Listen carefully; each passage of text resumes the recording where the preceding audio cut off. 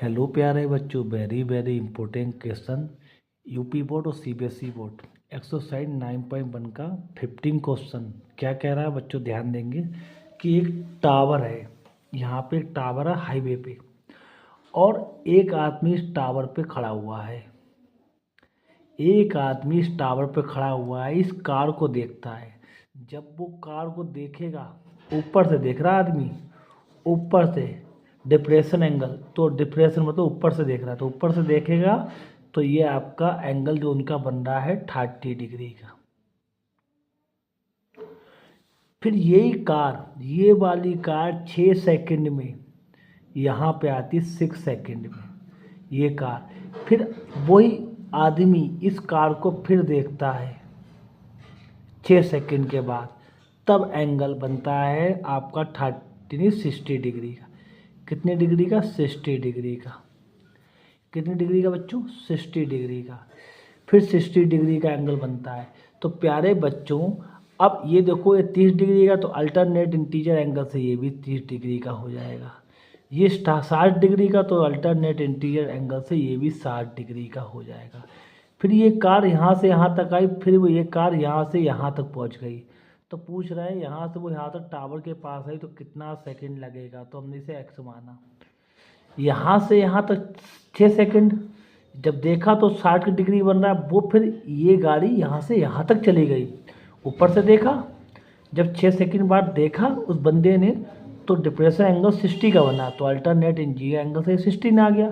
फिर वो यहाँ से टावर के पास चला गया, तो टावर के पास गया तो कितने सेकंड में गया ये बताना हमें, ठीक है। और ये हाइट हमने टावर की एक्स मान ली।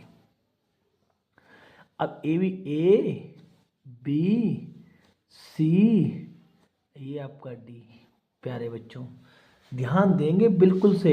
अब एक एक चीज़ निकालेंगे, हमें सिर्फ टाइम निकालना है कि यहाँ से यहाँ तक कार कितने समय में गई है। यहाँ से यहाँ तक 6 सेकंड लगते समय, तो यहाँ से यहाँ तक कितना समय लगा। तो इन टेंगल ए बी और सी, ए बी सी।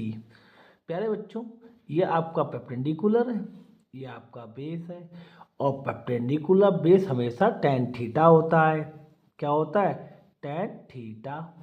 ऐसे ध्यान रखें, पाकिस्तान भूखा प्यासा, हिंदुस्तान हरा भरा।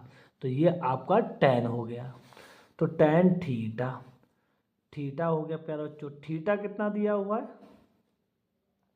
60 डिग्री। और पी आपका है प्यारे बच्चों एच माना है, तो ये यहाँ पे हमने एच रख दिया। और बी मतलब बेस, बी सी आपका एक्स है, तो यहाँ पे एक्स लिखा। tan 60 की वैल्यू प्यारे बच्चों अगर नहीं आता है तो sin 60 की वैल्यू √3/2 और cos 60 की वैल्यू 1/2। तो ये काट दिया तो √3, तो tan 60 की वैल्यू √3 इक्वल टू h/x। तो h निकला हमारा, इससे मल्टीप्लाई हो जाएगी, तो √3x इक्वल टू h। ये आपकी इतनी वैल्यू आ गई। बस प्यारे बच्चों जीतने वाले हैं, थोड़ा सा इसे मिटा दो और यहाँ पे अब पूरा टेंगल ले लें। इन टेंगल ए बी और ए डी, बिल्कुल सेम क्वेश्चन अभी कराए। सारे क्वेश्चन एक जैसे होते हैं, बिल्कुल ऐसा ही क्वेश्चन हमने आपको आज कोचिंग में कराया था। इसी तरह का क्वेश्चन, यही वैल्यू आई थी, पर क्वेश्चन दूसरा था। क्वेश्चन आपका 11 था। फिर देखें तो इसमें भी ये आपकी पी, ये पूरा बेस, तो P/B। tan आपकी जो थीटा है वो 30 डिग्री इक्वल टू, और ये होता है 1/√3।